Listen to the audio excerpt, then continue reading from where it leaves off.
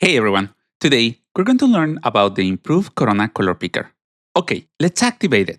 By default, 3ds Max uses its own color picker. To switch over to Coronas, all you have to do is go to Customize, then Preference, find the General tab, and in the Color Selector dropdown, make sure Corona Improved Color Picker is selected. Once you do that, every time you click a color swatch anywhere in 3ds Max, you will get the Corona version. Now, let's go over the interface.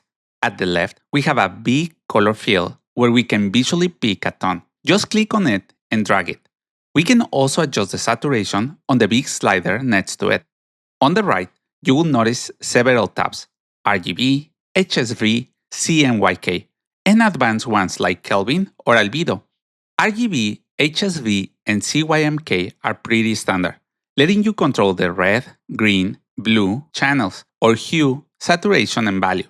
But the big improvement comes with the Kelvin tab, where we can directly control the light temperature in realistic values. For any of these options, we can use the slider to change the value or use the numeric input field to type the exact color value you need. And here's another cool part. We have HEX input support. That's super handy when you are working with architects or designers who give you your color palettes in HEX format. Now, let's try a few examples so you can see the advantages. First, let's say a client gives you a specific color brand. Instead of messing with RGB sliders forever, I can just open up a material diffuse color, paste in the HEX code, let's use COFFEE, and right away we can see the exact tone. Now, for the lighting, this is where it gets really powerful. I will click the color on this Corona light and switch over to the Kelvin tab. If I want a warm, cozy indoor lamp feel, I can just type in 2700 Kelvin. If I need a crisp, clean daylight look, I will punch in 6500. This is much faster and more realistic than adjusting by eye.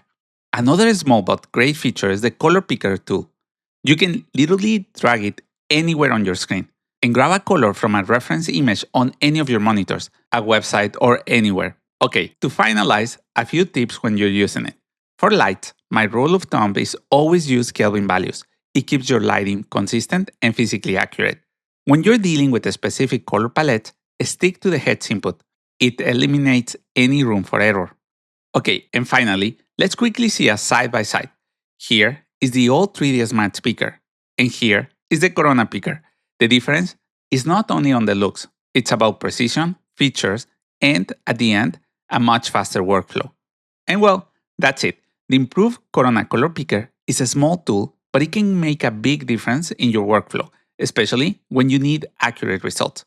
If you found this video helpful, don't forget to click the like button, subscribe for more 3ds Max and Corona tutorials, and let me know in the comments what other tools you would like me to cover. Thank you for watching.